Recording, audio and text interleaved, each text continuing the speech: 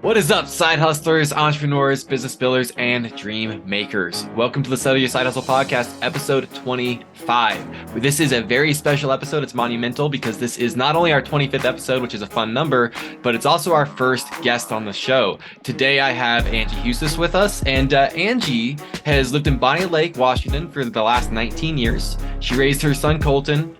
He graduated from Sumner High School, and now he's in Eastern Washington. She's been married to the love of her life, Alan Huestis, for the last 15 years. And together, when they are not working on their new cabin in Hoodsport, you can find them traveling all over the Pacific Northwest in their motorhome, enjoying life. Angie is a speaker and leadership coach for women. She's dedicated to helping women tap into their true identity and reach their full potential. Her philosophy is rooted in the belief that leadership comes from within. By helping women tap into their own unique identity, Angie guides them towards developing a strong sense of purpose and a clear vision for their lives. With over 12 years of experience developing women leaders in the marketplace and drawing on her own personal challenges of being an entrepreneur and leader, Angie understands the challenges women face. How are you doing today, Angie? I'm fantastic. Thank you so much for having me, Devin. Yeah, I'm excited to have you here. So I gave a brief overview of kind of your bio and your background. Is there anything else you'd like to share about that? Is there anything you want to dig deeper in on your background, who you are, and what you do? Yeah, I mean, I've been in sales and marketing for over 30 years actually in my life. And I started my own side hustle back in 2010. I was actually in the beauty industry as an outside sales consultant. And I just knew in my heart there had to be something more for me. I just was getting burnt out. I was thinking, I'm love life and life is so full, but I was tired all the time, just kind of living paycheck to paycheck. And so I remember very specifically walking into a salon in downtown Seattle, and this beautiful woman was a salon owner. The salon was absolutely gorgeous. And she told me that she was actually selling her salon because she was making significant income in the side business in health and wellness. And I remember thinking, wow, that just doesn't typically happen for salon owners. Like, tell me more. And so I ended up buying some product and I felt fantastic on the products. I remember thinking I was in my 40s. My mom used to tell me my 40s were going to be my best years ever. And I thought, well, if nothing changes, then nothing's going to change.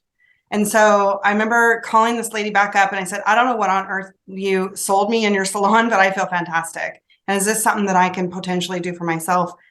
So she said, absolutely. I will teach you everything that I know, and I'll lock arms with you as long as you're coachable. I thought, well, that's easy. I'm super coachable. Why would I not be coachable? You have what I want, which was freedom, which was what I was after. And so, I did that business for a good 10 years, and it taught me a lot about leadership. It taught me how to lead a volunteer army of individuals and how to be a servant leader, how to help them succeed. We went on to, my husband supported me. So when I say we, I'm talking about my husband as well. He was incredibly supportive of, me going down that path, on a path that, we both kind of knew nothing about. And so we were just vessels, we were just like, teach me everything you know. It was there that I learned a lot about leadership. I got to speak on stage and empower women, which is where I found my true gifting in life and my heart. And, it was 2019 when that business took a different turn, unbeknownst to us, and we lost the business. And I, lost myself during that process, because when you're in a beautiful community like that and you kind of find your path in life, then it's like, well, what's next? And so this is why I chose to become a speaker and a coach for women in business, because I know what women in business face and the challenges that they face and the many hats that women wear. And, they're overwhelmed, they're tired, they're not necessarily in their freedom. And so I have a program called Leading Her to Freedom, and it's all about finding your individual freedom and finding your true authentic self. So let's dig into that a little bit. I'm curious, when you say freedom, what does that word mean? So freedom means many things to different people. So for me, freedom meant time. So I wanted my time back. My time was being dictated by everybody but myself.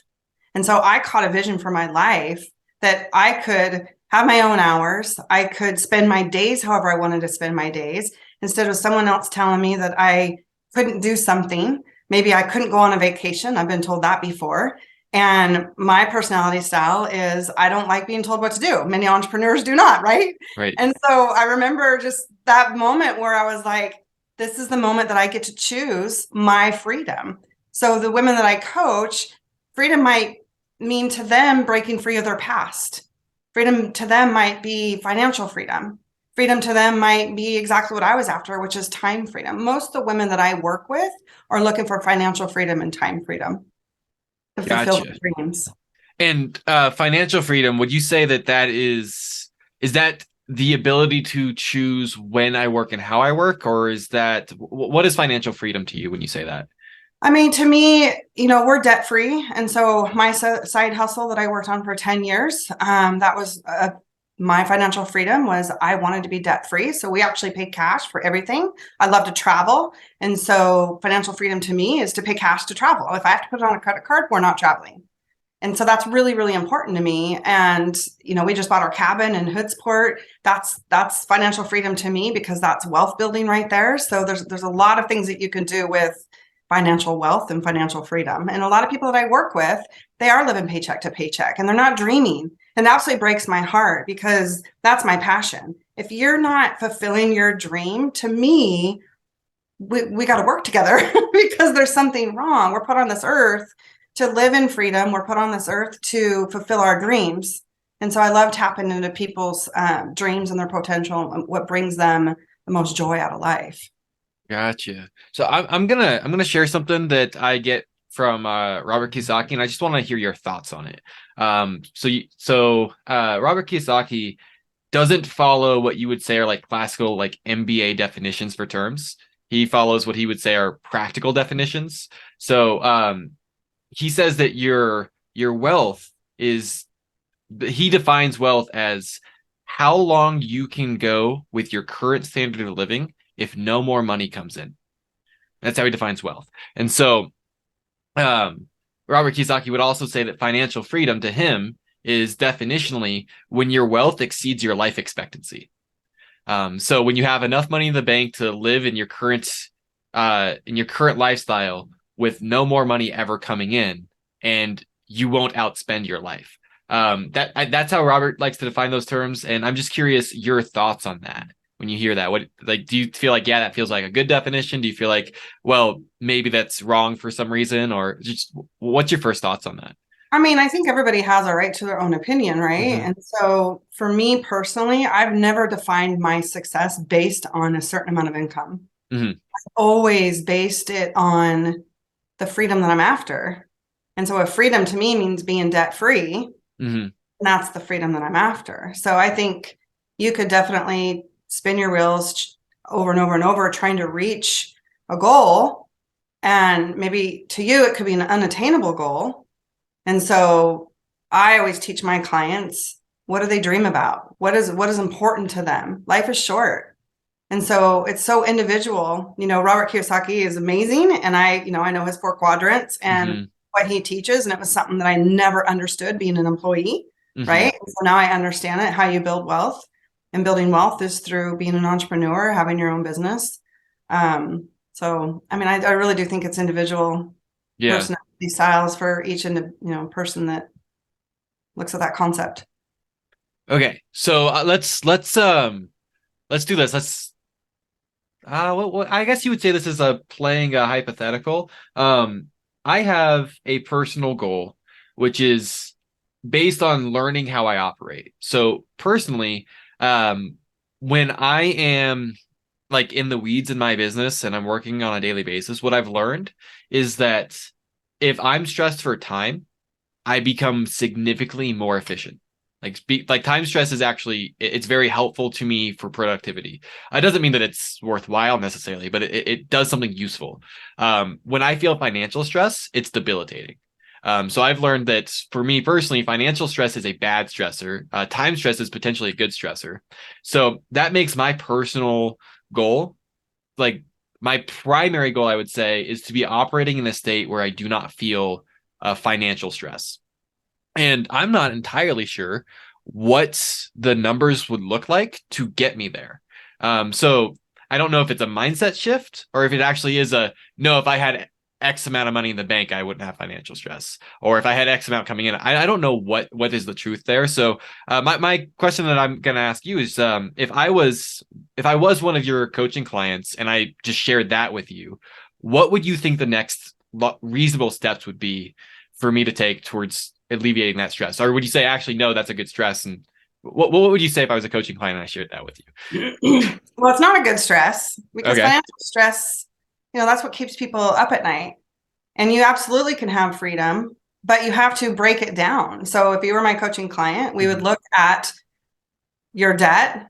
Mm-hmm. We would look at your debt to income ratio, right? Mm-hmm. And so we look at how much money would cause you to not be stressful. So what is that? I always ask my clients, if you were to wave a magic wand, what amount of money, if you had that amount of money deposited into your bank account currently, let's say today, what amount would that be to cause you not be stressful? You absolutely have to know that number. You can't not know that number because you have to work towards something. Mm-hmm. So what I work with my clients is we take that number goal, right? So let's say it's $30,000 or 10,000, and let's just go hypothetically $30,000, right? Mm-hmm. For you to feel no financial stress. That's, again, it's completely personal, right? Depends on your bills. It depends on your dream. Depends on, your debt to income ratio, right? So let's say it's $30,000. Well, we will work our way backwards. So 30,000 is the number, and then we work our way backwards. And then you have these stepping stones. I think what stresses people out the most is they can only see the $30,000. Instead of you take a rung on a ladder, right? And you hit one goal. So let's say what I teach my clients is a $5,000 number is attainable for, let's say, 30 days. 30 days, let's get you an extra $5,000. I think it's over 90 days. I try to work in 90-day increments, but it's got to be believable to them because 30,000 isn't believable, right? And so I truly believe what helps people get success is a number that they can believe in, and then you celebrate that win. Even if it's $1,000, you're taking that chunk to get to the 30, and then you have an end date, but it has to be realistic. So I'm pretty realistic with my clients. So it's depending on how many hours a week they're putting in their business. It depends on their determination. It depends on what they're willing to do. Like all those have to factor into, then we agree, do we believe that you can do this? And when they say yes, then we go to work on that. And then there's those small wins and those small goals. Gotcha. Okay. So, this, I don't know if this is devil's advocate in my mind. It's probably something like that. Let's say that we work together and we figured out, yes, 30 grand is the number that's going to make sense. And then we do everything you just said. And let's say by the end of this year, I've actually got 30 grand in the bank and I'm still financially stressed.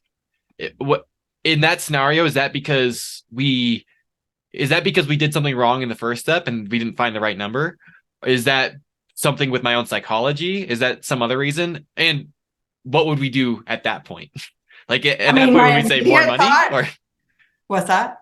At that point, would we say, okay, we just need a bigger number? Or would we say, no, we need to think differently? Or yeah, what would we do at that point? Well, I typically don't think that would happen. And if it does happen, I would turn around and say, that's that's you. It is an internal thing because then there's a rewiring that needs to happen in the brain, because then it's almost like a goal you can never achieve. And so then you're never going to be happy. Yeah. So the happiness comes from within, and it's not necessarily money, but you pick that goal, right? So if you were my client and you pick that goal, to me, it would be, okay, then we got to dig a little deeper from maybe some past experiences, maybe some past, like, for example, and this is a great, example, is growing up as a kid, a lot of things are, well, I know for a fact, things are we're conditioned as children, right? And so my parents used to say, money doesn't grow on trees. Well, with that being said, unconsciously, growing up, I had a scarcity mindset. Unbeknownst to me, it's just because if money doesn't grow on trees, and that's what my parents said, and that's how I was raised, then I would think I have to save my money, hoard my money, not be an overspender. So to answer your question, yes, it's conditioned from childhood, where as a coach, I help people unravel. Think of people as as a baseball, if you will. The baseball, if you start to unravel the layers and the leather off of it, in the middle, there's the core. So we got to get to the core of if you're Hmm. still stressed out, there's something going on in the heart and in the mind. And we got to get these connected to where you're not living in a burden anymore. Right. And so I don't think personally that I would still feel stressed, but I'm very confident I would not feel satisfied. Have you ever seen the show The Greatest Showman? You ever seen that movie? Okay. Absolutely. Yep. So there's a song in The Greatest Showman titled Never Enough. And there's a verse in the song that goes, towers of gold are still too little. I could hold the world and it'll never be enough. And I felt like that's an apt description for the way that I feel about financial success. It's like there's goals that I have, but the biggest goal is probably not feeling financial stress. And past that, I suspect nothing would ever be enough because I don't think fulfillment's going to come financially. But and I think if I were to chase that too adamantly, I'd be in that trap of it's not enough, it's not enough. That's how so I think that would probably be if we were at that point and I said I'm still stressed, you could probably call me out and be like, no, you're not. You're just not satisfied. And those Well, are and different Devin, I can things. relate to that because I went through that. So I built a business for 10 years and it was never enough. I constantly wanted the next level of success. I constantly had a new dream. And so there was this internal stress all the time. Mhm. It wasn't that I was stressed financially, it was stress I couldn't constantly get to. I mean, it just was never enough. So what you just said is perfect because I had some mentors of mine tell me when I lost my business that I needed to be still. And I actually didn't know what they meant. I was frustrated. I had lost a business that I loved so much. I thought I was going to do it forever. And Mhm. when my mentor said, you need to be still, I'm like, I don't know what that means. Like, I've been working since I was 14. Like, what do you mean be still? And I could not relate to that. But what they meant was be still in the heart, be still in the chaos. Because when you're constantly trying to achieve greatness, I truly believe it's a performance issue. I truly believe that you're constantly in performance mode, and that's stressful. I Mhm. was constantly in performance mode when I had my side business. And now that I'm coaching people through this, I went through 3 years of being still. And the stillness means to find your true, authentic identity. It's who you are at the core. And when you live in that space, the performance doesn't matter anymore. All that got lifted off of me. And now I'm still goal driven. I love, love, love attaining goals. I love, helping people attain goals. And that brings me joy because it gets me into action, right? It gets me out of bed every day. It gives me something to look forward to. But I don't care about the performance anymore. That's not in my heart. The chaos isn't there anymore because I've just walked through a lot of pain. I've walked through a lot of loss. And to me, living life in joy and living life in purpose and in your alignment is more important to me than ever performance will be again. Right. I'm gonna ask a very different question, just because I'm kind of paying attention to the time and I'm realizing um I think this is gonna be clarifying for the audience. We just ran through the hypothetical of what if I was your coaching client, but I probably wouldn't be your coaching client because I'm not your target market. Right. Besides women, who are the like ideal people for you to work with? I know women, but women business owners, career like who do you specialize in helping? Yeah, I specialize in helping leaders in business. Leaders maybe that have been in business for a couple of years and they're feeling super chaotic. They're feeling exactly like, I was feeling where they can't get to the level that they want to get to. They're stressed all the time. They're wearing too many hats. They're comparing themselves to other people, so they're feeling like a failure. They are a women-owned business, and those who I'd love to work with. And so also with my speaking, um, getting into women businesses, women empowerment, speaking engagements is very powerful because women love community. They love to be surrounded by other like-minded women. And what happens is they don't feel alone. And so I love the opportunity to speak into environments to empower women. Cool. We are at the 20-minute mark, which is crazy. I feel like this conversation just absolutely flew by. So I got one last question for you. It's the big one. And it's got a little bit of a backstory to it. So, I'm sure you're familiar with the 80-20 rule. Like the idea of 80% of results come from 20% of efforts.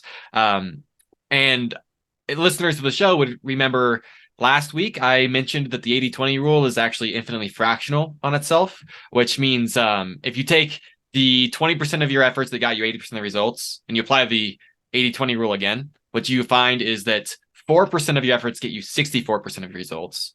And going one more step, you find that 0.8% of your efforts actually get you 51.2% of your results. So what that means is that more than half of all positive results come from less than 1% of all efforts, which roughly translates to there is one task that you do regularly, or there is one mindset goal or one way of thinking that you use that's responsible for the majority of your success. And so my last question for you is, what is that one thing? That's easy. Build relationships. Yeah. Cool. Okay. Building relationships and being relatable to people is the key to success, I believe. Right. So that's the Jim Rohn quote of your net worth is your network is your net worth. Right. Mm-hmm. Very cool. Okay. So Angie, anyone who's listening to this who would love to maybe hire you as a speaker, maybe talk to you about coaching, or maybe just follow what you're doing, what would be the best way for them to follow you, stay in touch with you? Yeah, so you can find me on Instagram under Angie D. Huestis. You can also email me at angiedhuestis.com. I will have a website live next week under angiedhuestis.com. And that is the best way to get a hold of me. I would be honored to offer a complimentary coaching call to anybody that is listening to this that can relate to my story and that would like just maybe someone to listen to them and see how I may help them. Awesome. And listeners, I will include all of those in the show notes or the description, depending on what platform this is on. So you can get a hold of Angie and work together or do whatever makes the most sense for you guys. Cool. Thank you so much for being our first guest on the show, Angie. Thank you so much, Devin, for having me. It was an honor. It was a blast.